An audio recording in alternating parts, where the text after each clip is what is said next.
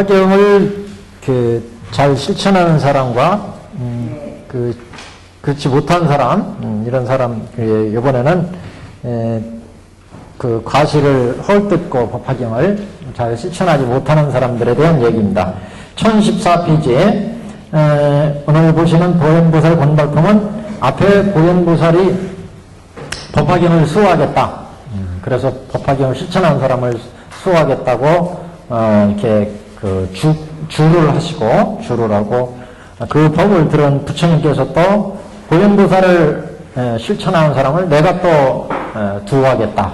이렇게 부처님이 또 말씀을 하셨고, 그래서 이 보현보살 권발품은 이제 법화경을 앞에서 법의 진실을 밝히셨고, 이제 이것을 잘 실천하는 사람을 두하시는 보현보살과 부처님의 법문, 이렇게 이제 보시면 되고, 이 부분은 이제 그래서 법을 잘 실천하는 사람들에 대한 얘기를 했고, 그 다음에 그 받는 복을 얘기를 했죠. 그래서 이 경전을 받아가지고 실천하는 사람들은 그 복을 반드시 받아서 이제 불도에 결국 간다. 이제 이런 이제 법문이고, 뒷부분은 그러면 이것을 실천하지 않는 사람들의 죄고, 그 죄고를 또 말씀하고 있습니다. 이런 이제 형식의 법문은 앞에도 나왔어요, 사실. 중간에 보시면, 만일 사람이 가벼이 여기고 헐뜯어 말하되, 너는 미친 사람이라, 헛되게 이와 같은 행을 하여도 마침내 얻는다가 없으리라. 이렇게 이제 그 사람을 비방을 하면, 이 죄고로 당연히 세세에 눈이 없으리라. 되게 세게 나왔어요. 만일 공양하고 찬탄하는 자가 있으면 마땅히 이 대상에서 과보를 얻으리라. 그 과보는 뭐 부처님의 법을 찬탄하고 이 법을 실천하니까 그 과보는 당연히 이제 최고의 과보는 불도를 이루는 거 아니겠어요? 불도로 하겠죠. 그래서 지금 헐뜯어 말하는 사람 어떻게 얘기하느냐? 너 이거 헛된 짓 하는 거야. 뭐 이러면서 이제 비방하는 거죠. 너는 미친 사람이라 헛되게 이와 같이 행을 하여도 결국 아무것도 못 얻는다. 이러면서 비방하면 이 사람은 세세에 능이 없으리라. 이렇게. 만일 공양하고 찬탄하는 자는 마땅히 세상에서 과보로 얻으니까 훌륭한 과보로 이제 불도를 얻을 수 있는 이런 과보를 얻으리라. 만일 이 경전을 받아가지는 자를 보고 그의 허물을 들추면 혹 사실이거나 혹 사실이 아니거나 이 사람은 현세에 백나병을 얻으라. 백나병이 뭔지 아시죠? 네, 뭐 흔히 이제 문둥병 이렇게 얘기하는 거 그런 게 그런 게 백나병. 그래서 문둥병 막 이렇게 살이 막 이렇게 여러 가지 모습이 막 엉클어지고 그러잖아요. 이런 거. 나병. 네, 나병. 백나는 이제 문둥병을 얘기하는 거예요. 이 경전을 그래서 받아가지는 자를 보고 그의 허물을 들춰서 그 사람이 뭐 실제 잘못했던 안 했던 간에 트집을 잡아가지고 법화경을 실천하는 걸 방해하니까 법화경을 실천하는 사람, 이 경전이 법화경이잖아요. 법화경을 가지고 실천하는 사람을 보고 그 사람이 잘됐네 잘못됐네 자꾸 하면은 그 사람 법화경을 실천하는데 방해가 되잖아요. 그러니까 법화경은 부처님이 진심이 들어있는데 그 부처님의 진심이 들어있는 법문을 실천하는데 그걸 자꾸 방해하니까 그 부처님의 법문은 일체 중생을 불도로 이끌어가는 부처님의 그 씨앗이 들어있는 부처가 되게 하는 부처의 씨앗이 들어있는 경인데 이것을 자꾸 막으니까 부처가 될 수 있는 해명을 방해한다. 그래서 그 죄업이 아주 크다. 그 전에 그런 말씀도 있었어요. 이 법화경을 비방하는 것은 부처님을 비방하는 것보다 더 죄업이 크다. 이런 얘기가 있었어요. 왜냐하면 법화경 자체는 이 경을 이 부처님의 마음이 들어있기 때문에 이 경에는 이 경을 실천하면 누구나 부처가 될 수 있는데 부처가 된 거는 결과예요. 결과. 현재의 모습이. 현재의 모습으로서의 결과인 부처님을 비방하는 것보다 부처가 나오게, 무수한 사람한테 부처가 나오게 하는 그런 법문인데, 그런 법문에 법화경을 비방하면 오히려 그게 더 큰 죄업이다. 이런 이제 법문이 나왔습니다. 여기도 법화경을 가지고 실천하는 사람을 보고서 이 사람이 그 법화경을 실천하지 못하도록 이렇게 사실이거나 사실이 아니거나 이 사람의 허물을 들춰서 방해를 하면 그 죄업이 아주 크다. 그래서 현세 백나병을 얻으리라. 특별히 뭐 백나병이 어떤 인과관계가 있어서 이렇게 하는 것보다 나쁜 어떤 질병의 악업을 받는다. 이런 의미로 이제 해석을 해야 되죠. 꼭 백나병이 뭐 어떤 꼭 연관이 있어서 그렇다기보다는 만일 이를 가벼이 하여 웃는 자는 마땅히 세세에 어금니가 성그러지고 이지러지며 입술이 추하고 코가 납작하며 손과 발이 비틀리고 눈이 틀어지고 몸에서 더러운 냄새가 나고 나쁜 부스럼에 피구름이 나며 그래서 이런 악업을 받는다. 반대로 근데 생각하시면 안 돼요. 반대로 예를 들어 이렇게 몸에서 어떤 냄새가 나고 입이 추하고 코가 납작하고 손이 비틀어진 거는 법화경을 여기서 비방했기 때문이다. 이렇게 생각하면 안 돼요. 이건 결과를 가지고 얘기하면 안 돼요.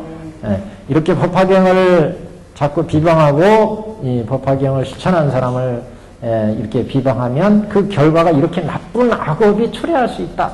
이런 거로 이해해야지 그 결과를 가지고 이렇게 나빠졌으니까 그 원인은 법화경이 실천하지 않아서다. 이렇게 단정하면 안 된다. 이거죠.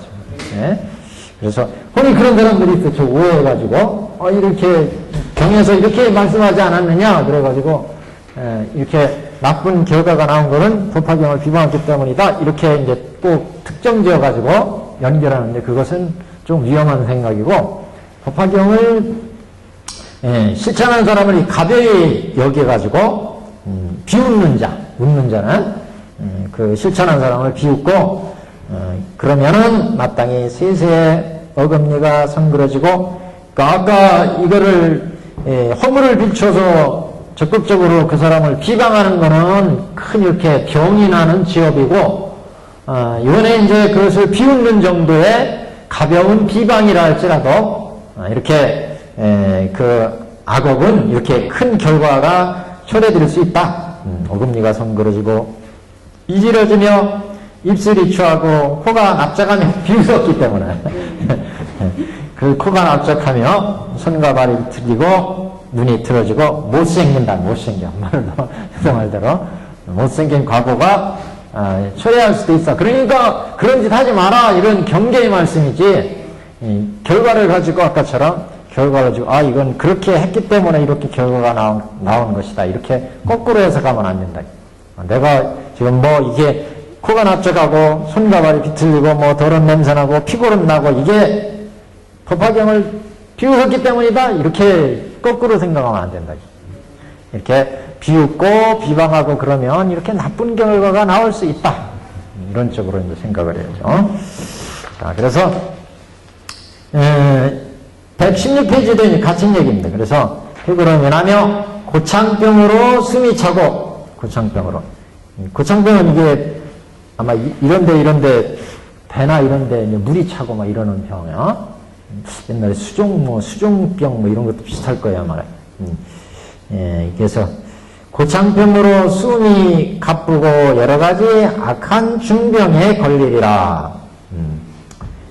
이런 까닭으로 보현보살이여 만일 이 경전을 받아가지는 자를 보거든 마땅히 일어나 멀리서부터 맞이하되 마땅히 부처님을 공경하듯이 할지니라. 왜 부처님을 공경하듯이 하느냐. 이게 부처님의 진심이 들어있으니까 부처님의 그 모든 경을 설하시는 부처님의 마음. 어떤 경이든 부처님의 마음이 안 들어있는 게 없지요. 다 부처님 마음 들어있지 안 들어있는 경이 있겠어요?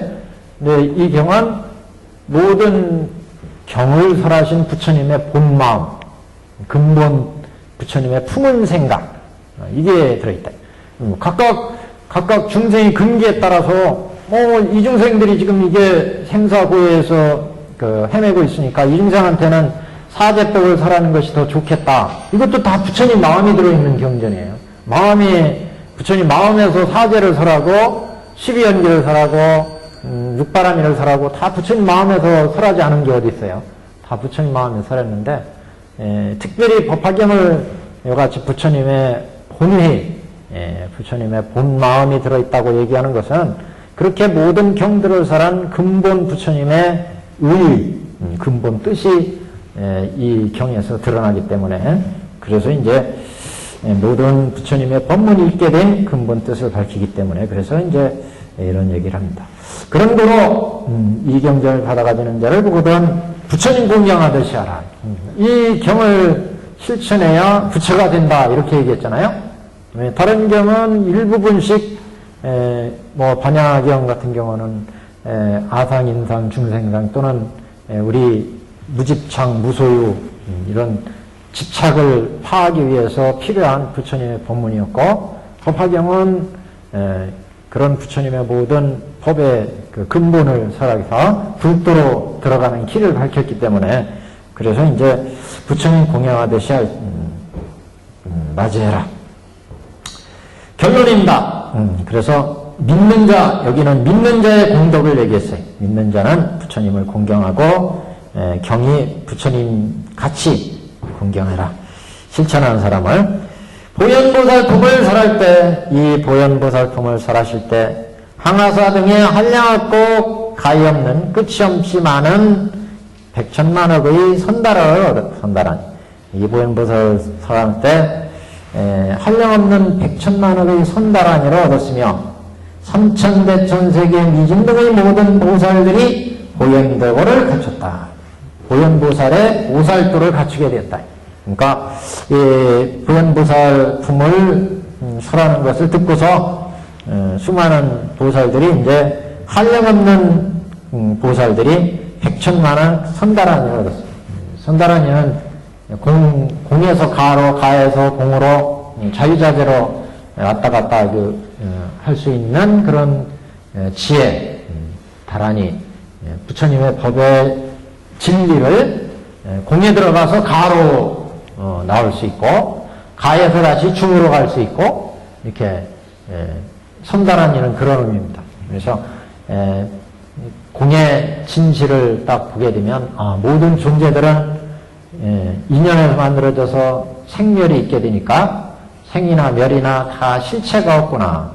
행한 것이나 멸한 것이나 다 인연에 의해서 이루어지니까 생 속에 멸이 있고 멸 속에 생이 있고, 모든 존재들도 현상 보여지는 모든 존재의 근본을 이제 보게 되는데, 이렇게 공에서 이제 왜 그러면 현재 우리가 보여지는 현상의 존재가 있게 되는지, 왜 저 사람은 지금 갖가지 복락을 누리고 살게 되고, 어떤 사람은 악업에 지금 시달리게 되고 그 갑으로, 이런 이제 모든 이치를 다 아는 것은 이제 가의 이치. 그래서 공에서 가로 자유자재로 나올 수 있고, 가에서 이제 이 세상의 모든 존재들은 여시상, 여시성, 여시분말구 등이구나.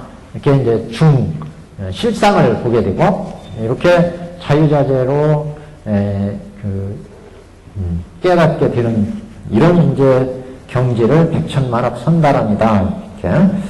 보살은 백천만억의 선달하니를 얻었으며 삼천대천세계의 미진 등의 삼천세계 대천세계 미진이라는 삼천대천세계의 그 티끌, 삼천세계 대천세계의 미진 등의 모든 보살들이 삼천세계 대천세계의 그 티끌과 같이 많은 모래, 먼지, 이거와 같이 많은 그런 보살들이, 그러니까 수많은 보살들이, 그러니까 이 법문을 듣고 보현보살의 보살도를 실천했다. 그래서 보현도를 갖추게 되었다. 보현보살이 이 보현보살 행법, 이 법화경을 실천한 사람을 옹호하겠다. 그렇게 얘기했고, 또 부처님도 이런 보현도를 행하는 사람을 또 부하겠다. 이렇게 말씀하셨잖아요. 그래서 수많은 사람들이 이제 보현보살의 이 보현도를 실천했다. 보현도는 이 경을 수지하고 읽고 독송하고 가르침대로 여설수행한다 그랬죠. 여설수행까지. 그래서 이 경을 실천하는 법을 앞에서 이 경을 가져서 읽고 비우고 바로 기억해서 생각하고 닦고 익히고 또 옮겨 쓰는 자는 결국 나중에 부처님, 석가모니 부처님을 칭견하고 부처님 입에서 가르침을 설하는 것 같이 이 경을 듣고 이해한다 이런 얘기를 했어요. 그래서 이렇게 법을 실천하는 보현도, 이 보현도를 이제 얘기를 했는데 이 보현보살의 이런 보현도를 이 보현보살 건박품을 설할 때 사람들이 듣고 이런 법의 진리를 이제 깨닫고 선단을 얻었으니까 법의 진리를 깨닫고 수많은 보살들이 보현보살의 보살도를 갖추게 되었다.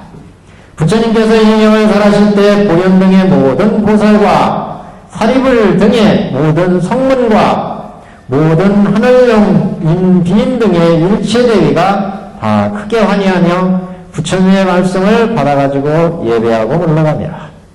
다 물러갔어요. 이제 영축산에서 설법할 때 대중이 어떻게 됐어요? 제일 먼저 부처님이 딱 오시니까 그 다음에 성문대중, 연각대중, 보살대중, 잡중 이렇게 영축산 지금 마무리도 똑같은 거예요. 똑같은 거 지금 여기 부처님 앉으시니까 여기 성문대중, 성문 연각, 보살, 천룡팔부 이렇게 대중들이 법문을 들어서 시작을 했죠. 중간에 이제 견보탑이 솟아올라가지고 다보혈애가 나왔고 다보혈애. 그래서 타방세계에서 수많은 분신불들이 또 왔고 그 다음에 쭉 가니까 이제 저기 종지용출품에서 법화경을 실천하니까 앞으로 미래에 이 경을 누가 실천할 거냐 그러니 4대 지웅보살들이 솟아올랐어요. 그래서 4대 지웅보살 올라서 이 법을 실천하겠다. 그리고 이제 뒤에 가니까 이렇게 부처님 법문을 쫙 설해 나가니까 그 법계에 있던 보살들 대중들이 오죠. 묘음보살 대중들이 오고 묘음보살 그죠? 뒤에 묘음보살 대중들이 와요. 수많은 묘음보살이 자기 권속들을 데리고 와가지고 부처님께 인사드리고 다보혈액께 인사드리고 법을 영축산 설법장을 장엄을 하고 법을 듣고 갔어요. 그리고 이제 각가지 보살행을 이제 야광보살이나 묘장엄왕보살 얘기 이런 얘기를 통해서 부처님 법을 어떻게 실천하는지를 이제 보여줬고 이렇게 해서 딱 법회가 이제 마무리되니까 여기 이제 결론으로 부처님께서 이 경을 설할 때 보현 등의 모든 보살과 사리불 등의 성문 대중들 그 다음에 모든 영각대중 보살대중 생략하고 점점하고 그 다음에 하늘 영2인 등의 일체대위 그랬어요. 천룡팔부 결국 이제 이 대중들 왔다가 다 갔죠? 갔어요. 왔다가 다 갔어요. 가고 나서 이제 여기 영축산 처음 시작할 때 대중들이 이제 여태까지 묘법명화경의 설법을 쫙 듣고 모두 환희해서 뭐 법서를 하셨고 비유서를 하셨고 숙세 인연서를 하셨고 그래서 수많은 법이 그동안 있었어요. 참 오랜 기간 동안 그러니까 부처님 묘법명화경을 설할 때 뭐 1월 등명불 시대 무슨 60급 80급을 설하셨다 이런 얘기가 나오는데 대통지승불 시대에도 또 법을 그렇게 오래 설하셨다. 지금 우리도 지금 법화경 서품 시작한 지가 꽤 오래됐습니다. 그래서 지금까지 왔는데 그동안에 수많은 설법이 있었어요. 부처님의. 그렇게 설법이 진행되고 나서 이제 대중들이 이 법을 들었으니까 법설에 깨달음을 얻은 사람 사리불존자 그 다음에 비유설에 깨달음 얻은 선자 4대 존자들 그 다음에 이제 인연설에 그 깨달음 얻은 학무학 여러 대중들 이렇게 대중들이 이 설법을 다 들었으니까 이 대중들이 이제 환희심에 차서 각자 이제 물러갔다. 이게 결론이. 처음 시작을 해서 이 대중으로부터 시작해서 세 번의 삼주설법에 의해서 깨달아 먹고 이제 물러가. 그 부분을 이제 정리를 했습니다. 그래서 이경을 설할 때 고현등의 모든 보살, 사리불로부터 시작했으니까 사리불 등의 모든 성문과 그 다음에 하늘용 인비인들은 이제 천룡팔보이고요. 대중들이 다 환희해서 부처님 말씀을 받들어 가지고 물러갔다. 이렇게 이제 정리가 됐습니다. 그래서 보현보살 논발품은 법화경을 어떻게 수행할 건가, 실천할 건가, 이것을 이제 보여주는 그런 이제 법문이다.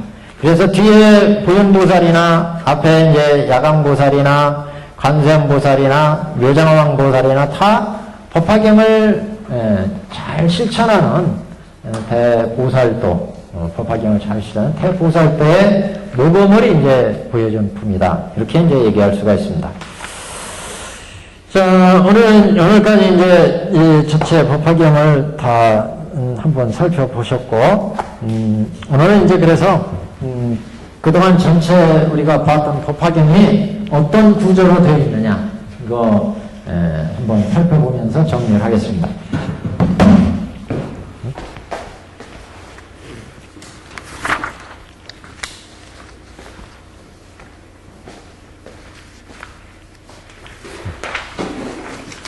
그 페이지 쓰시구나. 그 전에 이거 한번 우리 처음 시작할 때 나눠드렸던 편입니다. 네.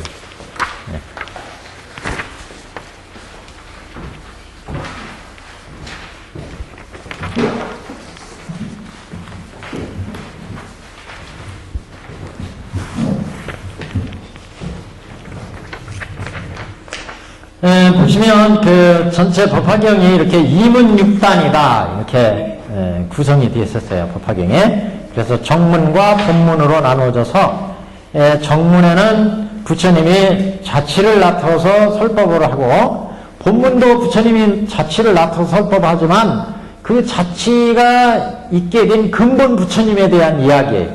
본문은. 그래서 근본 부처님은 지금 석가모니 부처님이 설법을 하고 계시는데, 그 석가모니 부처님은 중생을 제도하기 위해서 몸을 받아서 이 상에 오신 부처님이고, 그 본래 근본 부처님은 형체도 없는 그런 일테면 법신보살, 법신 부처님의 그 부처님은 구원급전에 이미 성불해서 그 이래로 중생을 제도하고 오셨다. 그래서 현재 형체로 나타나서 중생을 제도하신 부처님의 근본 부처님의 경지를 이제 밝히는 이런 부분이 이제 본문이었습니다. 그래서 정문의 법문은 다시 서분, 정정문, 유통분에서 서분에서 이제 이 경이 이제 어떤 경인가 하는 거, 이것을 이제 상서를 통해서 보여줬죠. 상서. 그래서 서품은 전체 법화경의 서가 되는, 서막이 되는, 서막을 여는 경문이다. 이렇게 얘기할 수 있고, 그 다음에 정정문이 이제 본격적으로 이 경의 핵심 법문을 설하는 부분입니다. 그래서 거기에 보면 약 계사면일, 광 계사면일 이런 표현이 나오죠?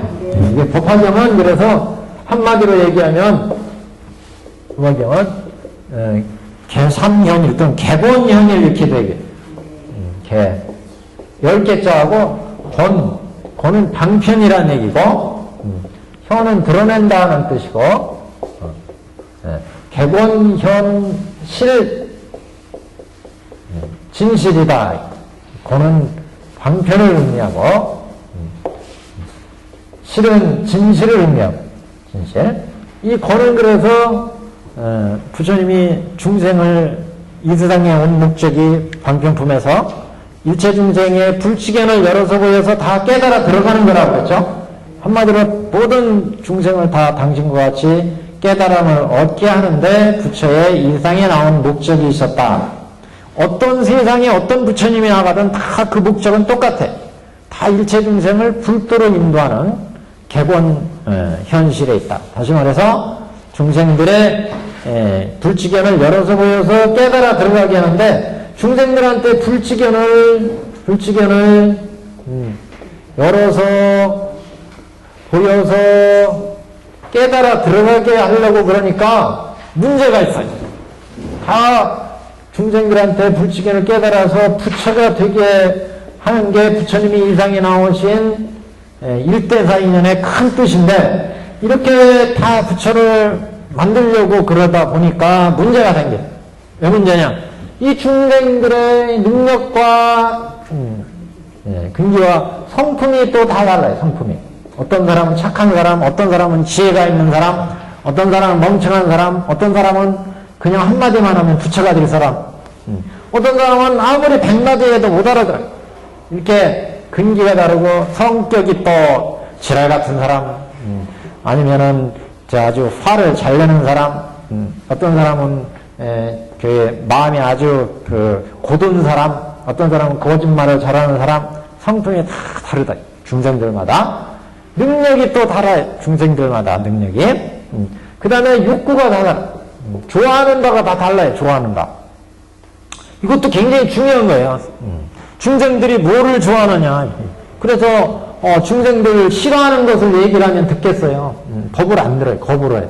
그러니까 중생들을 좋아하는 게 다르고 성품이 다르고 근기가 다른데, 여기다 일방적으로 부처가 당신이 깨달은 경지를 그대로 얘기를 한다면 중생들이 그 뜻을 알아듣지를 못한다. 그래서 부처는 어떤 세상에 출연하시든 간에 중생들의 근기와, 왜? 부처는 안욕따라 삼맥삼벌이 무상정등정각 그런 지혜를 얻었다. 일체종지의 지혜를 얻었다. 그 일체종지는 법계의 모든 중생을 다 이해하는 경지. 여기 지옥서부터 육도의 중생이 있고, 여기 보살이 있는데, 연각이 있고, 성문이 있고, 천이 있고, 인이 있고, 수라가 있고, 그 다음에 여기 아기가 있고, 축생이 있고, 이렇게 육도윤회의 중생과 모든 중생들의 진실을 한다. 진실을. 이 중생들의 오운이 어떻게 해서 이루어졌고, 어떤 과거로 이루어졌고, 이 중생들이 사는 국토가 어떻게 해서 이루어졌고, 그 사이가 어떻게 해서 이루어졌는지 이걸 다 알아요. 부처님은 어떤 중생이 어떻게 업을 지어서, 예를 들면 어떤 중생이 시바고역을 저지르더라. 그러더니 여기 아귀의 운을 받고, 아귀가 사는 국토에 떨어지고, 그 아귀들이 어울려 사는 사위에 태어나가지고, 그 사위도 여러 가지 층이 있잖아요.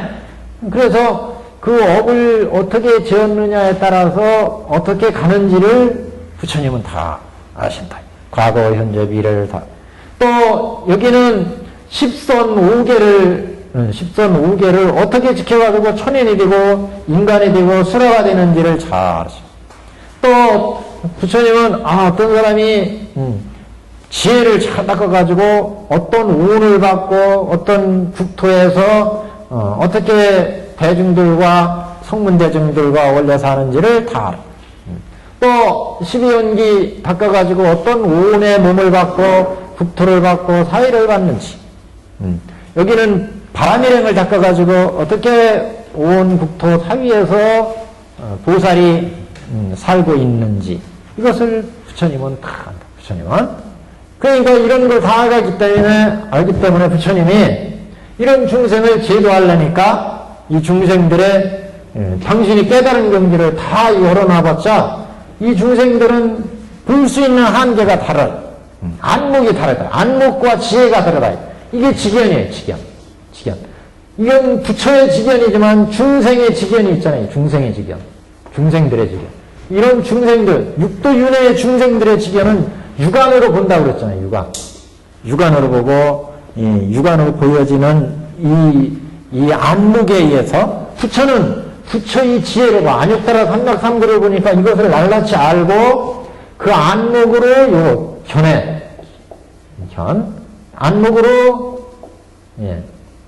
안목으로 이 사람들을 이해를 하고 제도를 할 수가 있다. 이 부처는.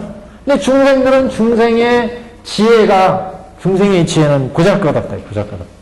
그래가지고 이런 육안으로 판단을 하고 이해를 해가지고 살아가니까 중생들은 볼 때마다 갖고 싶다, 먹고 싶다, 가지고 싶다, 다 뭐만 하고 싶다.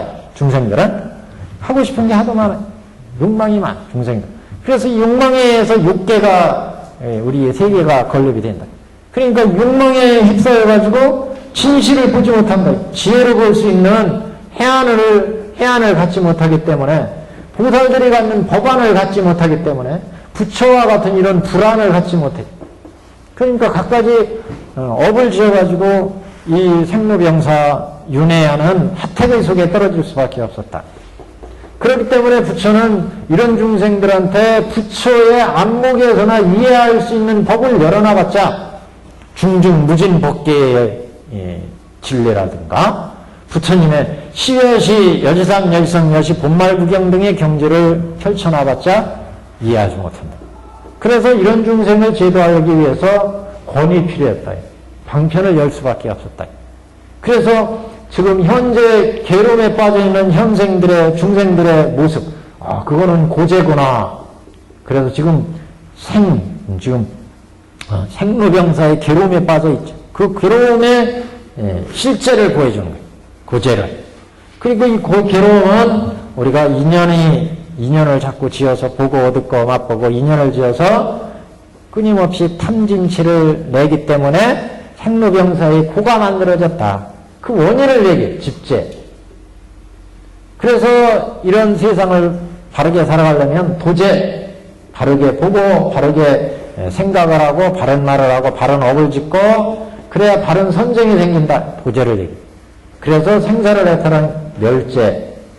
이렇게 중생들이 지금 현재 닥쳐있는 현재의 모습, 이것을 이해시키는 중생의 근기, 성품, 욕구에 맞춰서 법을 설할 수밖에 없었다. 그래서 방편을 열어가지고 이렇게 사제를 설하고 12연기를 설하고 이렇게 해서 중생들의 근기에 맞춰서 법을 설해서 이런 법을 이제 방편의 법이다. 그래서 방편을 열었다. 방편을 열어서 결국 중생들을 쭉 제도해야 하는데 그 목적은 다 불도에 들어가는 거예요. 불도에 들어가는 거. 그래서 이렇게 부처님은 모든 중생들한테 방편을 열어서 중생들의 근기를 성숙시켜서 결국은 불도에 들어가게 된다. 이게 이제 근본 부처님이 여기에 거기 약 개사면일, 광 개사면일 이렇게 다 삼승을 연다. 이 방편이 바로 삼승이다. 삼승. 여기 성문이나 연각이나 보살로 육도 윤회에 빠져 있으니까 이런 중생을 제도하기 위해서는 이게 이 중생들의 근기와 성품과 욕망에 맞춰서 성문승, 연각승, 보살승의 삼승을 열 수밖에 없었다. 이게 방편이었다. 그렇게 삼승을 설한 근본 뜻은 다 불치견을 깨우쳐주는 데 있어요. 당신처럼. 그래서 이 불치견을 인도하기 위해서 삼승을 열었다. 이것을 이제 법화경에서 거듭거듭 강조를 하고 있습니다. 이것을 이제 약 개사면이래다. 삼승을 열어서 진실로 인도했다. 근데 이제 여기서 한 발 더 나가면 결국 부처님이 여기 10선 5개를 설한 거는 약도에 빠진 중생을 건지기 위해서 인천, 수라 이렇게 다시 또 수라나 인간이나 천상의 법문을 열었다는 거죠. 악도에 빠져있는 이런 중생을 대조해서 선업을 쌓아라. 그러면 이런 악업에서 벗어난다. 수라나 인간이나 천상으로 갈 수 있다. 그래서 이렇게 5개 10선을 설했고 이 5개 10선에 처해 있는 우리 중생들을 위해서 성문승, 연각승, 보살승을 열었다는 거 아니겠어요? 방편으로. 부처의 의도는 원래 다 이들을 불도로 이끌어가는 게 목적이었지만 중생들의 근기와 성품이 이걸 따라가지 못하니까 여기 현실을 바로 알고 들어올 수 있는 성문, 연각, 보살 삼승을 열었다. 마찬가지로 이렇게 악도에 빠져있는 중생을 건지기 위해서 이렇게 천인 수라의 법문을 열었다는 거죠. 그리고 이 법문은 또 성문, 연각, 보살로 인도했어요. 그래서 법화경에 와서 이렇게 모든 법을 연 것은 다 불지견에 깨달아 들어가기 위한 부처님의 방편이었다. 이게 밝혀지고 나니까 이제 여기 십선 5계에 있는 인천의 경지에 있는 중생들도 이제 인천을 연 부처님의 근본 뜻이 5계 십선을 연 뜻도 다 우리의 근기와 욕망과 성품에 맞춰서 살한 것이었고 본래는 다 삼선을 거쳐서 일불승으로 인도하는데 부처님의 본마음이 있었다. 이걸 알게 되기 때문에 이제 법화경을 실천, 법화경의 법문을 본 사람들은 부처님의 이런 본휘를 부처님의 본휘를 본마음을 다 알기 때문에 여기에 인천에 있는 예를 들어 인천이라고 그러면 여기는 삼승이지만 인천까지 포함하는 걸 오승이라고 그러죠. 오승. 승은 교법이라고 해서 교법, 승. 여기는 성문이 되는 교법, 연각이 되는 교법, 보살이 되는 교법, 여기는 천인이 되는 교법, 인간이 되는 교법입니다. 그래서 이걸 오승이라, 결국 오승도 일불승으로 인도하기 위한 부처님의 방편이었다. 이게 이제 법화경에서 얘기하는 것. 그렇기 때문에 우리가 법화경에 이렇게 객원현실의 뜻을 보아서 알고 이제 인간이나 천상에 나는 그런 업을 닦는 사람들도 다 불도로 가는 길이 되어버린다. 이제 그래서 법화경 방편품 뒷부분에 그런 얘기가 있었어요. 어떤 사람이 어떤 어린아이가 장난으로라도 부처님의 그림을 그려 장난으로라도 불상을 그리고 모래라도 만들어서 탑을 만들고 이렇게 이거는 인간으로 태어나는 업정도밖에 안 돼요. 어떤 사람이 부처님 인멸하시니까 사리탑을 금은 보와 칠보로 장엄해서 꾸미고 불상을 잘 조성하는데 이렇게 꾸미고 이렇게 하면 이거는 천인이 될 수 있는 업이다. 천인이 될 수는 업.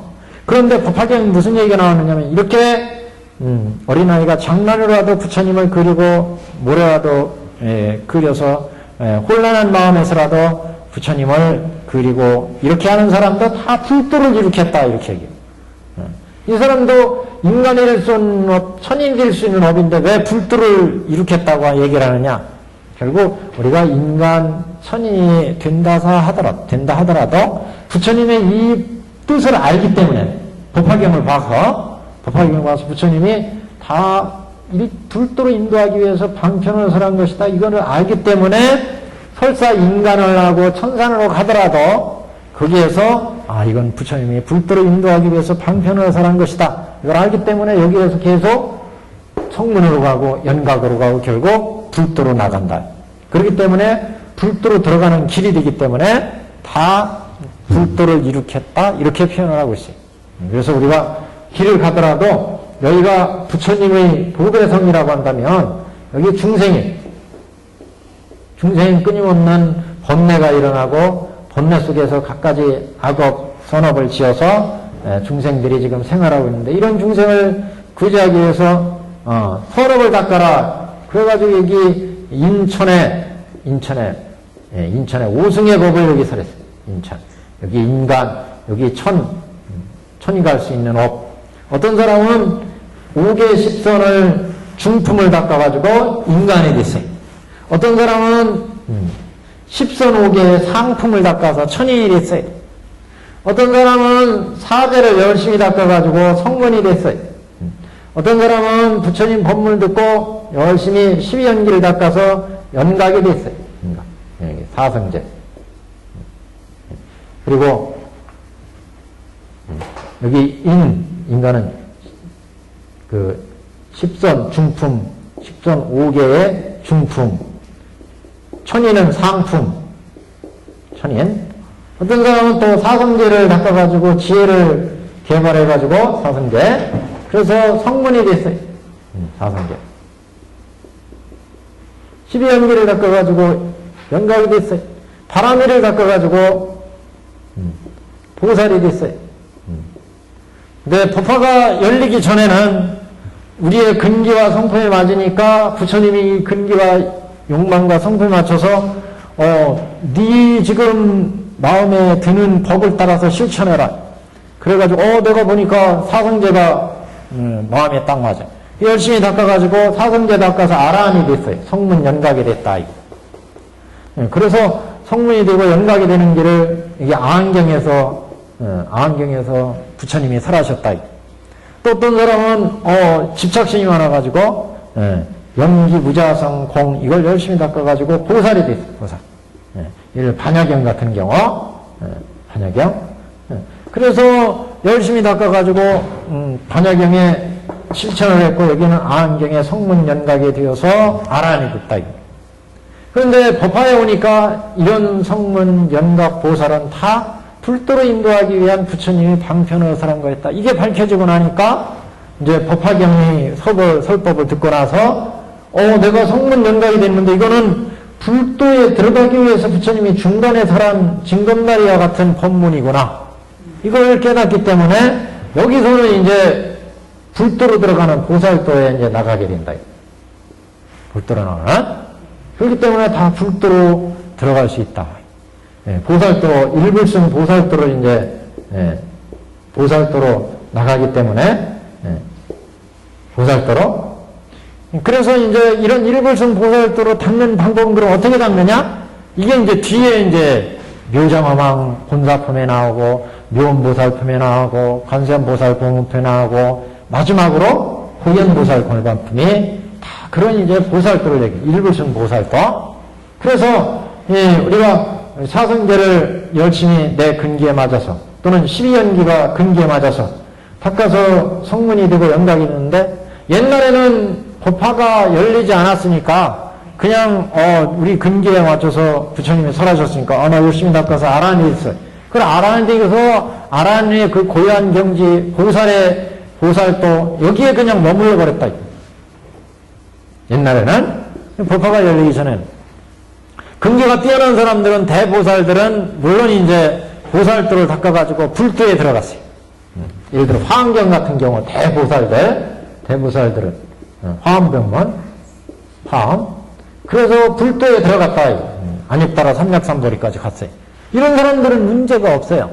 문제가 이건 불도까지 부처님의 의도대로 갔으니까 그건 근기가 뛰어나니까 부처님의 뜻을 알 수 있으니까 법화의 이런 의의를 이제 충분히 짐작하기 때문에 근데 문제는 이제 이렇게 성문이나 연각이나 낮은 단계의 보살도에 있는 사람들은 지금 생로병사의 우리 이 윤회의 세계에서 겨우 벗어나가지고 성문 연각 보살이 됐는데 근기에 맞게 수행해가지고 더 이상의 부처님의 근본 뜻을 알지 못하기 때문에 여기에서 그냥 멈춰버렸다. 그러니까 아한경에는 그래서 열심히 이파사나 닦아가지고 아라한이 되는 것을 목표로 해서 법문이 설해지고 가르침이 설해졌다는 거죠. 근데 법화경이 설해지고 나니까 그게 다 불도로 인도하기 위한 거였다. 이게 이제 밝혀진 거예요. 그래서 여기 성문이 들어가고 연각이 되고 보살인 사람들은 이제 부처님의 본뜻이 여기니까 불도로 들어가야 되겠다. 그래서 보살도로 나간다는 거죠.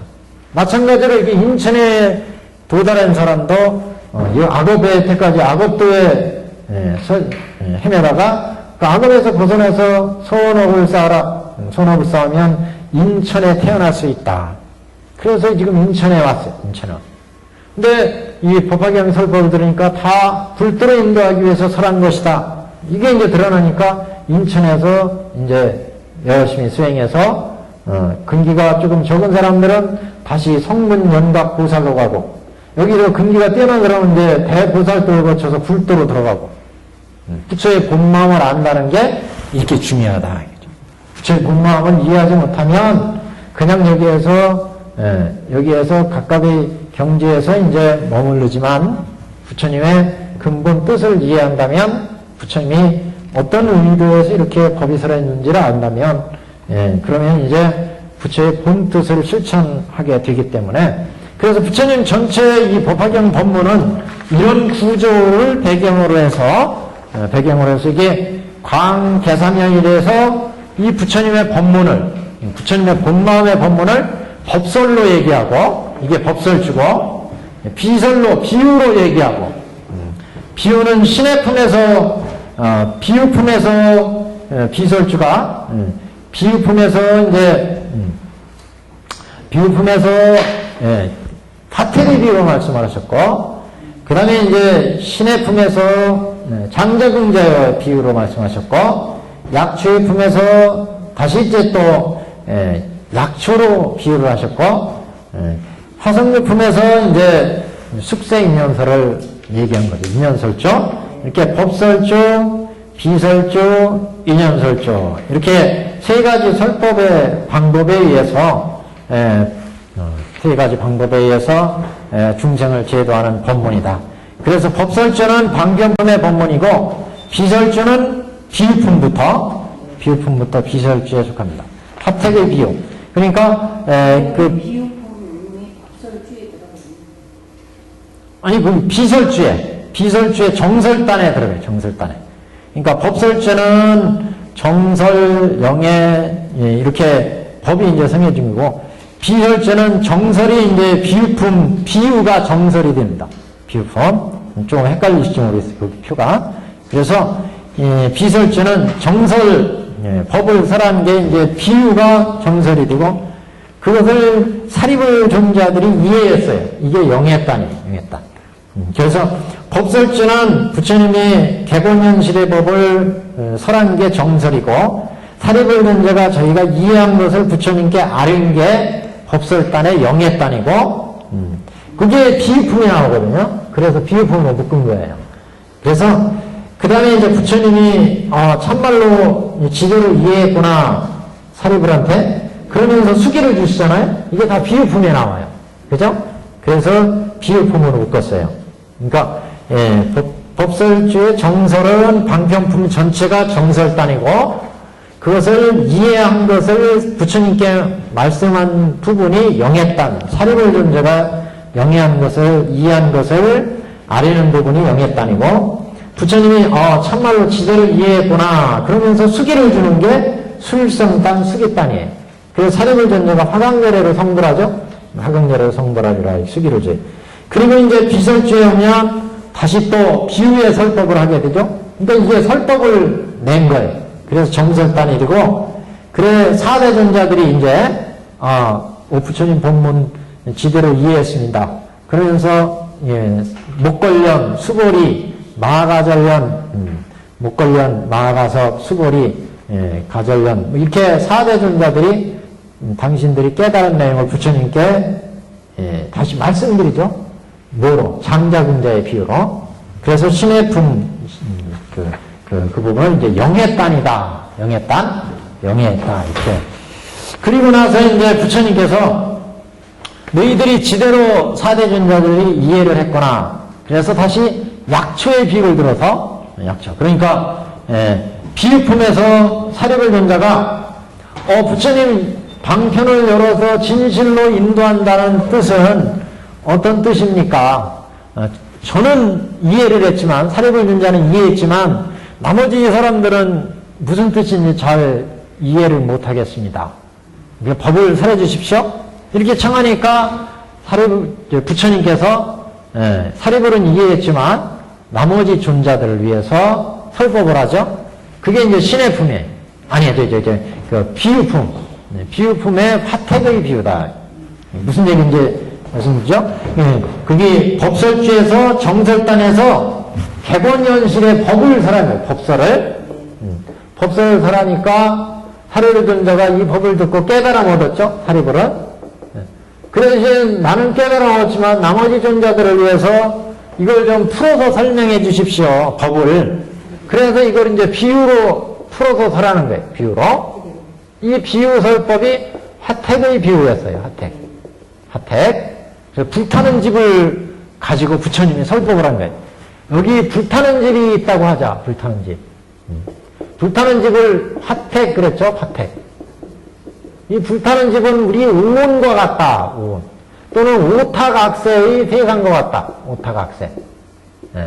우온은 우리 나를 얘기하잖아요. 나는 매일매일 생활하면서 탐내고 화내고 어리석은 마음 내고 탐진치를 해가지고 그래서 그게 자꾸 신업과 구업과 악업을 일으켜. 우리가 탐진치의 이 마음을 일으키면 이 마음은 가만히 있지 않아요. 항상 신업으로 몸으로 업을 짓게 하고 입으로 업을 짓게 하고 뜻으로 업을 짓게 해서 선업이든지 악업이든지 업을 만들어낸다. 그러면 그 업에 의해서 업을 만들었으니까 반드시 결과가 있어요. 과가 있고 그 결과는 반드시 보받음이 있다. 받음이 있어요. 그래서 호겁과가 결과가 만들어진다는 거예요. 호겁과. 그래서 중생들은 육도 윤회할 수밖에 없다.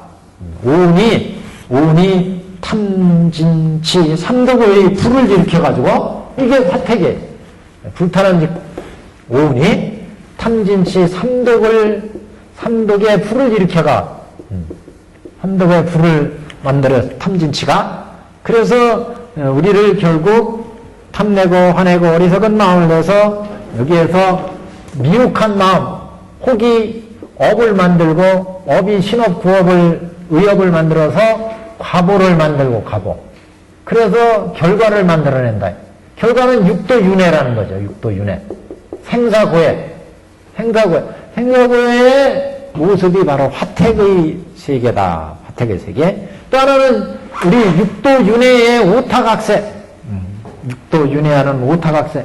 견탁, 번뇌탁, 중생탁, 명탁, 겁탁.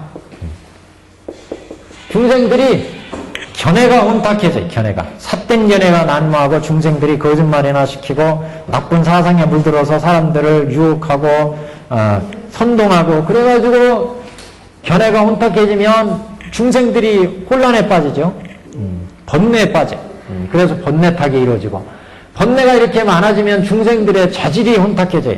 중생들의 자질이 혼탁해지면 서로 전쟁이 일으키고 기아를 초래하고 질병이 돌고 그래서 중생들이 제대로 못 살아요. 이게 명탁이에요. 명탁. 이게 명탁이 되면 시대 전체가 혼탁한 사회가 된다. 이런 혼탁한 사회를 바로 화택이라고 했다. 화택. 그래서 육도윤회하는 세계는 이렇게 화택, 이 세계는 오타각의 세계, 오온의 삼독의 불이 타오르는 세상. 이게 화택이다. 그래서 이 화택에 빠져있는 중생들을 부처님이 구하려고 이 장자가 이 속에 아이들이 지금 놀고 있어요. 화택의 비유는 아이들이 이 속에 있는데 이 장자가 이 아이들을 보고 야 지금 불타오르고 있으니까 이 불타는 집에 빨리 나와라 이렇게 아무리 얘기해도 중생들은 이 오용락에서 중생은 뭐예요? 이게 중생의 안목이 아주 비루하다고 그랬잖아요. 그래가지고 보는 것마다 탐내고 화내고 어리석고 그래서 끊임없이 오용락을 취하기 때문에 이 세상을 불타오고 있는지도 이해하지 못하고 이게 얼마나 위험한지 겁나는 일인지 이걸 모른다. 그래서 이 속에서 아무리 나오라고 해도 안 나와요. 그래서 장자는 이 아이들을 처음에는 한꺼번에 다 구하려고 그랬어요. 그래 큰 그릇이나 책상에 앉혀가지고 다 꺼내려고 그랬지만 문이 좁고 아이들이 말을 안 들어요. 그래서 꺼내려고 해도 지들이 좋아하는 게 아니었기 때문에 그래서 장자는 이 아이들의 좋아하는 바 성품과 능력에 맞춰서 얘들이 본래 큰아들이 양의 수레를 좋아했어요. 둘째는 사슴의 수레를 좋아했어요. 셋째는 소가 끄는 수레를 좋아했어요. 그래가지고 아버지가 문 밖에서 얘들아 니들이 좋아하는 양의 수레, 사슴의 수레, 소가 끄는 수레가 있으니까 가지고 놀아라. 그랬더니 애들이 이때는 지들이 좋아하는 거 있으니까 다 뛰쳐나오더라. 그래서 이렇게 뛰어나왔을 때 장자는 원래 부자고 수많은 재물을 가지고 있었기 때문에 이것보다 몇천 배 더 좋은 대배구고를 하나씩 아이들한테 줬다. 대배구고. 그래서 원래는 이 수레를 준비하지도 않았어요. 이 수레는 준다고 방편으로 얘기한 거예요. 준다고. 얘들의 성품과 욕망과 근기에 맞춰서. 그래서 여태까지 설한 이 객원현실의 법소를 비유로 한번 얘기한 거예요. 이거는. 그래서 여기 장자는 부처님을 의미하고 여기에 있는 아들들은 우리 중생들을 의미한다. 중생들이 오용락에 빠져서 육안으로 보고 듣고 살아가니까 그래서 보는 것마다 탐내고 화내고 집착하고 그래서 호국구를 살면서 육도 윤회의 불 속에 지금 살고 있는데 우리는 지금 태어나면서부터 끝없이 부귀영화를 취해서 우리가 취직도 하고 돈을 벌고 직장을 가지고 뭐 명예를 구하고 뭐 권세를 누리고 이거를 끊임없이 탐하지만 결국 우리는 태어난 순간 이 순간대로 우리는 죽음을 향해 가고 있어요. 육도육 생로병사 속에 이 순간 어디선가 병고가 지금 찾아오고 있고 그로 인해서 죽음을 향해 가고 있어요. 그런데도 우리는 이 순간 뭔가 더 나은 돈을 벌기 위해서 명예를 구하기 위해서 이익을 찾기 위해서 이게 중생이다. 그래서 육도윤회 속에 빠져서 살 수밖에 없다. 그래 이런 중생을 구하려니까 이 중생들이 좋아하는 바에 맞춰서 부처는 원래는 부처의 이 장자가 한꺼번에 이 중생들을 다 이 불타는 집에서 끊으려고 다시 말해서 일불승으로 한꺼번에 당신의 깨달은 경지로 다 끊어내려고 했지만 중생들이 지들이 좋아하는 거가 아니기 때문에 안 따라온다. 그래서 장자는 이제 방편으로 얘들이 좋아하는 바에 따라서 양이 끄는 수레, 사슴이 끄는 수레, 소가 끄는 수레. 다시 말하면 여기 성문승, 연각승, 보살승을 줘서 이게 중생의 세계에 있는 중생을 구조하기 위해서 성문승, 연각승, 보살승을 주어서 이 불타는 집에서 빠져나오게 했다. 이건 지들이 좋아하는 양의 수레, 사슴의 수레, 소의 수레. 그래서 여기는 성문승이고 사슴은 연각승이고 보살은 보살승이고 이렇게 삼승을 열었어요. 삼승을 열어가지고 불타는 집에서 빠져나오게 한 다음에 이 수레를 주지 않고 대배국어를 줬다. 불도에 들어가는 길 대보살도 대배국어. 이게 이제 일불승이다. 일불승. 일불승 보살도 대보살도를 의미합니다. 그래서 이 화택의 비유는 이렇게 방편으로 열어서 진실로 인도하는 부처님의 법을 비유로 얘기합니다. 비유로.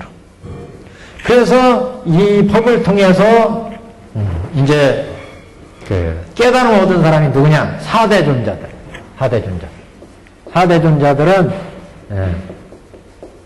수보리, 마하가서, 가절련, 목걸련 이렇게 당대 쟁쟁한 대제자들이죠. 이 대제자들이 이 법을 비유품의 법을 듣고 화택의 비유를 듣고 깨달음 얻어가지고 자신들의 그 깨달은 경지를 부처님께 아뢰는 거예요. 그래서 거기 보시면 신의 품에 영예 이렇게 나왔어요. 영예. 사대존자들이 영예했다. 깨달았다. 사대존자들이. 그래서 사대존자들이 깨달은 내용을 부처님께 다시 아뢰는데 이게 신의 품 법문이에요. 여기에 어떤 법문을 아뢰느냐? 장자궁자의 비유로 얘기를 하는 거예요. 부처님께. 부처님 이 화택의 비유가 바로 이런 뜻 아닙니까? 하고 다시 비유로 부처님께 말씀드리는 거예요. 그 비유가 이제 부처님이 우리를 지금 제도하시는 거는 어느 옛날에 장자가 있었는데 그 장자가 어린아들이 있었다. 근데 여기 어린아들이 아버지를 버리고 집을 나갔어요. 그래서 떠돌이 하다가 궁자가 된 거예요. 궁자. 그래서 궁자, 장자궁자의 비유에 이게 신의 품에 사대존자들이 부처님께 아뢰는 거예요. 부처님이 우리를 이렇게 화택을 열어서 불도로 인도했다는 게 이런 뜻이지요? 하고 부처님께 말하는 거예요. 그래서 궁자가 우리 중생들이, 그래서 궁자가 우리 중생들이고 장자는 부처님이고, 그래서 부처님이 우리 중생들을 어떻게 교육시켰느냐, 이걸 보고 다시 자기들이 깨달은 바를 부처님께 아뢰는 거예요. 그래서 옛날에 장자가 이 어린 아들이 집을 나가지고 이것저것 돌아다니다 거지가 됐어요. 그래서 거지를 가서 품팔이하고 얻어먹고 이렇게 해서 살다가 어느 날 이 장자가 사는 동네에 온 거예요. 근데 장자는 그동안 돈을 벌어가지고 이 아들을 이제 물려주려고 아들을 기다리면서 돈을 벌었어요. 그래서 그 나라의 최고의 그 부자가 됐어요. 그래서 수많은 하인을 거리고 금은 갖가지 보배를 가지고 있는 이런 장자인데 오늘 이 거지가 된 아들이 장자네 집에서 딱 장자네 집에 와서 얻어먹으려고 그래 딱 왔는데 문간에 딱 장자가 문간에 서 있는 궁자를 딱 발견한 거예요. 보니까 이거 50년 전에 내가 잃어버린 아들이야. 그래가지고 그 아들을 데려다가 모든 재산과 재물을 다 주려고 그랬어요. 그래서 끌고 오라고 옆에 있는 사람을 시켜서 끌고 왔더니 이 아이가 야 이거 내가 아무 죄도 없는데 이렇게 저 어마어마한 사람한테 끌려갔으니까 필시 나를 죽일 것이다. 이래가지고 애가 까무러치고 기절을 해요. 그래서 아버지가 야 쟤가 거지가 돼가지고 이 모든 재물을 다 받을 수 없겠다. 그래가지고 이제 교화 방법을 바꾸는 거예요. 그래서 이 어린 아이의 마음에 맞게 똥치는 일부터 시키는 거예요. 그래서 옆에 있는 사람을 시켜서 허름한 옷을 입혀가지고 가가지고 제 아이한테 얘기를 해라. 준 집에 일이 있으니까 너 일을 할래? 무슨 일이냐 그러면 똥치는 일이라. 그래서 데려다가 이제 똥치는 일 시키고 똥치는 일 시키면서 장자도 이 아들을 교화시키려니까 자기의 그 화려하고 어마어마한 보배가 있는 옷을 다 벗어놓고 허름한 옷을 입고 아이가 똥치니까 자기도 똥치는 기구 이걸 똥통을 차고 들어가서 아이한테 열심히 일해라 부지런히 일해라 그러면 내가 얼마든지 그 품삯을 주리라 또 일꾼이 필요하면 일꾼도 주겠다 이렇게 해가지고 아들을 가르친다. 그래서 똥치는 일을 하고 그 다음에 집안일을 가르치고 나중에는 자기의 재산과 재물을 다 아들한테 물려주는 거예요. 아 이거 네가 맘대로 한번 운영해봐라. 집안일을 다 맡게. 아주 준 게 아니라 맡기는 거예요, 임시로. 그래서 그 집안일을 다 이제 실천하게 되죠. 그리고 나서 이제 마지막 장자가 가르칠 건 다 가르쳐줬어요. hun자를. 그래서 이제 장자는 마지막 죽음을 앞두고 아들한테 모든 사람을 부르라고 하죠. 그래서 왕족과 가족과 일가 친척을 다 모아놓고 마지막 이제 얘기를 하는 거예요. 내가 사실은 옛날 어린아이가 하나 있었는데 이 아들이 있었다. 그 아들이 집을 나와가지고 어느 날 나를 찾아오더라. 그래서 그동안 똥치는 일, 집안일 모든 일을 시켜서 이렇게 양육을 해왔다. 이 아이가 바로 그 아이다. 그래서 나의 재산과 재물은 다 이 아들한테 준다. 이렇게 얘기를 하고 장자는 이제 꼴깍 눈을 감으십니다. 그래서 이게 바로 이제 우리 부처님이 중생을 교화하는 이제 하나의 법식이다. 그래서 부처님이 처음에 아이가 왔을 때 강제로 법을 주려고 한 거는 화엄의 법문과 같다. 화엄의 법문. 화엄의 법문. 화엄경에서는 부처님이 깨달은 경지를 높은 근기의 대중생들한테 펼쳐 보인 거죠. 그래서 높은 경지의 법문이기 때문에 대보살들은 이해하지만 근기가 낮은 사람들은 이해할 수가 없어요. 그렇기 때문에 이 궁자가 까무라치고 아버지의 법을 받지 못했어요. 재산을 다 받지 못했어요. 그래서 장자는 이 아이를 위해서 이 아이의 성품과 능력과 근기에 맞춰서 똥치는 일부터 시작한 거죠. 이게 이제 똥치는 일이라서 노건시의 법문이다. 노건시의 법문. 이게 안경, 성문승, 연각승, 보살승, 즉 삼승법을 열었다. 삼승법. 그래서 노건시의 법문을 설해가지고 중생들을 제도하게 되고 그 다음에 이제 집안일 이런 걸 시키면서 아버지와 아들 사이에 믿음이 생겨. 그래서 대승의 불성을 알게 했다. 불도의 여태까지는 노건시에서는 이게 소승의 가르침이죠. 이제 불도의 불성을 알게 했어요. 이게 이제 방등시. 그래서 방등시의 경전에서는 이승, 소승을 버리고 대승으로 가야 된다. 이런 이제 법문을 설합니다.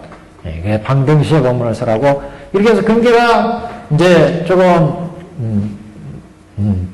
이제 익어가지고 그래서 이제 장자는 아들한테 너는 나의 아들과 같은 사람이다. 이렇게 얘기를 해서 아들과 아버지의 사이에 믿음이 생겨. 그걸 심상체신이라 그랬어요. 마음으로 서로 불성에 대한 믿음. 그래서 대승에 대한 이제 불성을 이해하게 되는 법문. 이게 이제 방등시의 법문이고, 그 다음에 이제 전적으로 대승의 법문만을 얘기해. 이게 반야시. 그래서 반야경에 보시면 부처님이 수벌이나 사리불한테 반야의 공돌이를 다 이름해가지고 수벌이 어이오나 이렇게 나오잖아요. 금강에. 그래서 부처님의 뜻을 반야의 공돌이를 수벌이나 사리불이 이제 표계하는 법문. 부처님의 법제를 다 물려줬다. 그래서 그것을 운영하게 하는 법문이 바로 반야경의 법문이다. 그리고 나서 이제 마지막에 부처가 죽기 전에 모든 사람들을 모아놓고 그간에 왜 내가 똥치는 일, 집안일, 모든 일을 여태 양육을 해왔는지 그 본래의 내 마음을 다 털어놨어요. 이게 이제 법화경의 법문. 법화경의 법문, 법화. 그리고 이제 열반에 들기 전에, 꼴깍 하시기 전에 이제 마지막 질문을 받고 중생들이 미혹한 부분, 이런 부분을 마지막으로 체크하는 법문, 열반의 법문. 이렇게 이제 중생을 제도하는 법식. 그러니까 부처님이 화택의 비유로 방편을 열어서 진실로 인도하는 뜻을 밝히니까 제자들이 이건 우리 중생을 이렇게 제도를 하시는구나, 부처님이. 그거로 이제 화답을 한 거예요. 그래서 우리 중생들은 원래 부처의 아들 불자였다는 거죠. 그래서 부처의 아들로 당연히 부처가 될 수 있는 불성을 가지고 있음에도 중생들은 지들의 지금 현재의 근기와 성품과 욕망에 이것에 따라서 성문연각 보살로 지금 나가고 있다. 원래는 다 부처의 아들이 부처가 될 수 있어요. 그런데 중생심회사에서 그래서 우리의 근기와 성품과 욕망에 맞춰서 성문성, 영각성, 보살성으로 갔다는 거죠. 여기 성문성, 영각성, 보살성으로 갔다. 그래서 이제 결국 이제 법화에 와서 부처가 이런 법을설한 근본 뜻을 밝혀서 그걸 이해하고 이제 불도에 들어가는. 그래서 우리가 장자궁대에서 장자가 내가 왜 여태까지 이렇게 수많은 법을 여기에 성문성, 영각성, 보살성 또는 노건시, 방등시, 반야경을 열어서 중생들을 제도했는지 그 뜻을 마지막에 밝혀. 그게 이제 법화의 법문이다. 법화경의 객원현실의 뜻을 이제 부처의 본마음을 밝혔다. 이것을 이제 지대로 이해하고 사대전자가 부처님께 아린 거죠. 이렇게 제자들이 비유로 얘기하니까 부처님이 다시 또 약초의 비유로 또 설명하는 거예요. 약초의 비유. 약초요. 이게 이제 그 다음에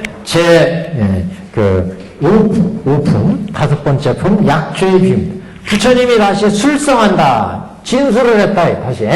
너희들이 이해한 거 지대로 이해했구나. 이게 진술을 해. 이게 이제 술성단 그래요. 이거를 약초의 비유로 다시 말씀을 한 거예요. 니들이 참으로 이해를 잘했구나. 이 세상에서 어떤 부처도 세상에 나오면 다 일불승을 위해서 법을 설한다. 마치 약초처럼, 약초. 하늘에 구름이 쫙 구름이 일면 이 구름은 다 똑같은 한낱 일미의 빗물이에요. 그런데 이 빗물을 받아먹고 어떤 거는 쬐끄만 소초로, 어떤 것은 중초로, 어떤 건 대초로, 어떤 건 소수로 나무, 작은 나무, 어떤 건 대수로 큰 나무로 자란다. 각기 자라잖아요. 똑같은 빗물인데 어떤 건 뭐 소초로 이거 잔디로 자라. 잔디로. 잔디로. 어떤 건 중초 뭐 국화꽃으로 요새 국화. 어떤 건 대초 갈대와 같이 자라요. 어떤 건 뭐 이 철쭉 진달래꽃 이것처럼 작은 나무로다. 어떤 건 소나무처럼 큰 나무로 자라요. 그건 다 똑같은 한낱 빗물을 먹고 자랐는데, 어떤 거는 독사들은 독을 만들고, 사슴들은 뿔을 만들고, 소들은 우유를 만들고, 똑같은 물을 먹고도, 그건 뭐예요? 자신들의 능력과 근기가 다르기 때문에 이렇게 자란다는 거죠. 부처는 한맛에 빗물을 내리는데도 불구하고, 자신들의 능력과 성품에 따라서 이렇게 작은 풀, 중간 풀, 큰 풀, 작은 나무, 큰 나무로 각기 자란다. 그러니까 부처님은 일불승을 뜻을 가지고 중생들을 제도를 하는데 중생들의 근기와 성품이 다르기 때문에 이승, 삼승, 성문승, 영각승, 보살승 이런 이제 인천승이 벌어진 거다. 원래는 다 일불성의 법문의 뜻에 의해서 법을 펴시는데 이걸 약초의 비유로 설법을 한 거예요. 그래서 이 법을 듣고 이제 사대존자들이 이 법을 듣고 이제 깨달음 얻었으니까 아까 신의 품은 이미 깨달음 얻었잖아요. 그래서 이것으로 부처님이 이제 화답을 하고 이 사대존자들한테 수기를 주는 거예요. 사대존자들이 니네들이 지대로 이해했구나 하면서 약초의 비유로 화답을 한 다음에 수기를 줘요. 그래서 수기품이 나옵니다. 제6품 수기품. 그래서 수기를 사대존자한테 다 주게 됩니다. 그리고 나서 이제 그래도 이해 못한 사람들이 있어요. 이해 못한. 그래서 이제 거기 인연설주를 설하는 거예요. 인연설주. 여러분들이 영축산에서 지금 성문이 있고 영각이 있고 보살이 있고 성문에 사리불 존재가 깨달음 얻었고 사리불 존재가 법설에 깨달음 얻었죠. 법설. 비유설에 듣고 비유설 듣고 누가? 사대 존자들이 깨달음 얻었어. 사대 존자. 그래 나머지 존자들을 위해서 또 이제 숙세 인연설을 설하는 숙세. 인연설을. 여기 그래서 법설을 듣고 비유설을 듣고 숙세 인연설. 숙세는 과거 머노먼 과거세의 얘기라는 거죠. 숙세의 일을 얘기를 해주는 거예요. 숙세의 일.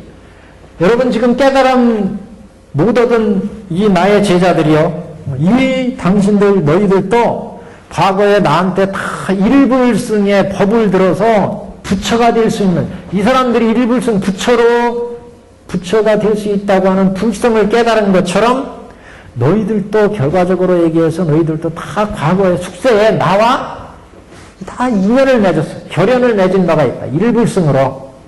그래서 일불승 부처가 될 수 있는 성품을 다 너희들은 옛날에 받아놨다는 거예요. 그 일을 얘기해 줍니다.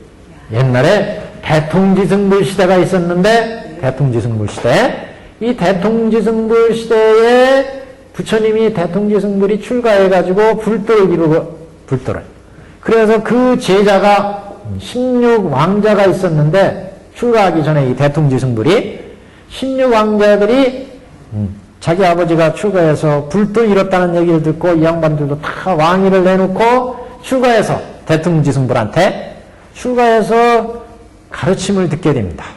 그래서 수많은 천중들이 사천왕 천중들이 대통지승불이 성불했다는 얘기를 듣고 동서남북에서 다 몰려와가지고 부처님께 법을 설해 주십시오. 그래가지고 삼승법을 열어서 삼전 12행이라고 그랬죠.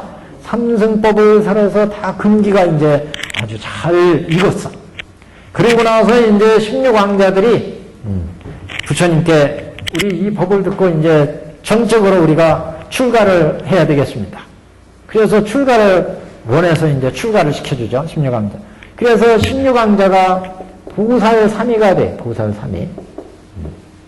대승에 출가를 해가지고 보살삼위가 돼가지고 부처님 법문을 들었으니까 이제 부처님께 또 중요한 대법문을 설해 주십시오. 이렇게 법을 설해달라고 청을 해. 그래서 이 보살삼위들의 청을 듣고 부처님께서 여태 앞에 이제 삼승법을 설법을 해줬으니까 이제 일불승 진실의 법을 설하게 됩니다. 이게 뭐예요? 법화경. 법화경을 설한 거예요. 그래서 법화경을 설해가지고 이 보살삼위들이 큰 깨달음을 얻었어요. 보살. 그리고 이렇게 위대한 묘법연화경을 설하신 다음에 대통지승불은 삼매에 들어갔어요. 그 삼매에 들어간 사이에 이 16 보살삼위들이 각각 자기 스승이 설하던 법화경을 가지고 설법을 한 거예요. 그래서 수많은 대중들을 16 보살삼위들이 법화경을 설해서 법의 진실을 일불승의 부처님의 경지를 설파해서 수많은 사람들한테 이익을 끼쳤어요. 그래서 이 16 보살삼위들은 불도를 이루게 되는 거예요. 불도를 이뤄서 동서남북 사학류, 동서남북 사위에 동쪽에 두 부처님, 서쪽에 두 부처님, 이 사이 간방 두 부처님 해서 16방에 16부처가 되는 거예요. 그 동쪽에 아축불, 서쪽에 아미타불 이렇게 다 그 마지막 16방 번째가 누구냐? 석가불이다. 석가불이 되셨다. 그래서 결국은 과거 대통지승불 시절에 이렇게 법화경을 설해서 수많은 중생을 제도해서 법에 이익을 끼쳤고 그 중생들이 누대에 걸쳐서 전승하고 전승해서 오늘날 영축산에 이렇게 왔다 이게 영축산에. 그래서 근기가 뛰어난 사리불이나 사대존자들은 법설과 비유설에 딱 깨달음 얻었는데 나머지 중생들은 깨닫지 못하니까 너희들도 사리불이나 사대존자와 같이 다 일불승의 법화경의 설법을 들었기 때문에 다 부처가 될 수 있는 성품이 있다. 옛날에 이렇게 인연을 맺었다. 결연, 맺을 결자죠. 옛날에 연을 맺었어. 일불승의 연을 맺었다. 인연을 맺었어 이렇게. 법화경을 가지고 스승과 제자서의 인연을 맺은 거예요. 그래서 불성을 일불승이 부처의 경지로 들어갈 수 있는 불성을 다 심어놨다. 사리불 존자나 여기 사대존자 그걸 깨쳐서 부처님의 법문을 듣고 야 우리 다 불도로 인도하는 게 부처님의 근본 뜻이었구나. 그래서 불도로 나가기 때문에 보살들 닦아가지고 불도로 나가기 때문에 수기를 받았고 나머지 존재들은 멍했는데 이 얘기를 듣고 보니까 우리도 똑같이 다 불성을 받았네. 그러니까 앞으로 남은 건 뭐예요? 깨닫지 못했더라도 이 믿음을 가지고 옛날에 인연을 맺었으니까 믿음을 가지고 우리도 불도로 나가자. 그러면 현재는 지금 깨닫지 못했더라도 어느 땐가는 깨달음을 이룰 수가 있다. 그래서 이런 대중들이 이제 우리 법화경에는 단기중이 있고 단기중, 결연중이 있잖아요. 결연중. 영양중이 있고 영양중. 단기중은 이 법문에 직접 깨달음 얻은 사람이에요. 사리불이나 사대존자들이 저 영양중이 있어요. 법계에 와서 또 법을 듣는 대중들. 결연중은 뭐냐? 결연중. 여기 법을 듣고 이제 인연을 또 맺은 거예요. 여기에서 인연을 맺었으니까 어느 지금 법화경을 또 들었잖아요. 또 인연을 맺은 거예요. 그러니까 어느 세월인가 또 법문을 들으면 깨달음이 사리불이나 사대존자처럼 열리게 된다. 그래서 이런 이제 법을 설한 것이 숙세인연설이다. 숙세에 다 우리가 지금 법화경과 이렇게 인연이 맺게 된 것은 결과야, 과요. 과는 반드시 원인이 있어야 이루어지잖아요. 원인이 옛날 이렇게 숙세에 인연을 맺은 게 있었다는 거죠. 다시 지금 현재 또 인연을 맺으니까 언젠가는 결과로 간다. 결과로.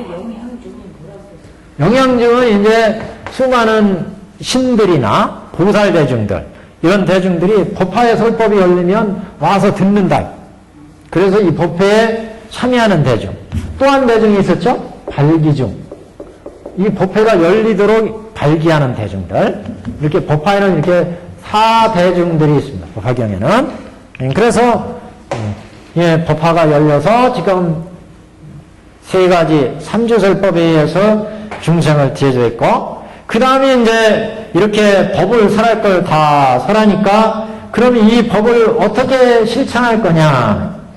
그걸 이제 법사품에서 말씀하는 거예요. 법사품에서 법화경을 실천하는 방법, 왕도는 뭐냐? 법화경을 수지하고 독송하고 해설하고 소사하고 5가지 법사행을 실천해야 된다. 법사행. 이게 법사행이에요. 법사는 부처님의 심구름권, 그러니까 부처님의 명을 실천하는 거예요. 그 명을 실천하려면 어떻게 되나? 왜 이 법화경이 부처님의 본마음이니까 이 본마음 부처님 명을 실천하는 사람, 이 사람이 법사다.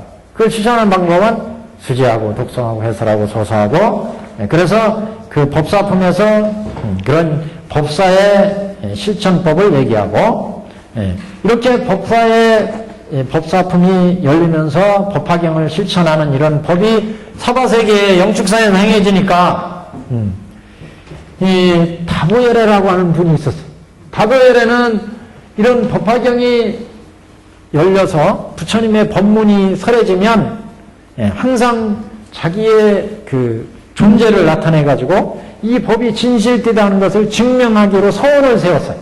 다보열애가. 근데 영축산에서 지금 이런 법문이 지금 열리고 있으니까 가만히 있을 수 없잖아요. 그래서 보탑을 쫙 올려가지고 보탑을 솟아 올라가서 그래서 이 법이 참말로 여태까지 설한 삼주설법이 삼주설법으로 법은 다 설한 거예요. 그래서 이 법이 참말로 진실되다 하는 것을 견보탑으로 이제 증명하는 거예요. 다보열의 서원이 본래 다보열의 부처가 되기 위해서 인행을 닦을 때 서원이 법화경에 설해지는 것이 있으면 언제든지 자기가 몸을 나타내서 이 법이 참으로 진실되다는 것을 증명하리라. 이렇게 서원을 세워가지고 닦아서 다보열애가 됐어요. 그러니까 이 다보열은 항상 이렇게 법화경의 설법 열리면 그걸 증명하기 위해서 솟아오른다. 그래서 견보탑. 그래서 견보탑에 의해서 법화경의 설법을 증명하고 그렇게 증명하니까 부처님께서 그러면 앞으로 부처님이 인멸하신 후에 이 법을 누가 펴겠느냐 이렇게 말씀하시니까 이제 그 말을 듣고 딱 지금 대기하고 있는 보살대중 지용보살들이 4대 지용보살들이 솟아올라서 저희들이 이 법을 앞으로 펴겠습니다. 이 회중에는 수많은 타방에서 온 보살들도 있었는데 부처님이 그들을 허락하지 않았어요. 왜?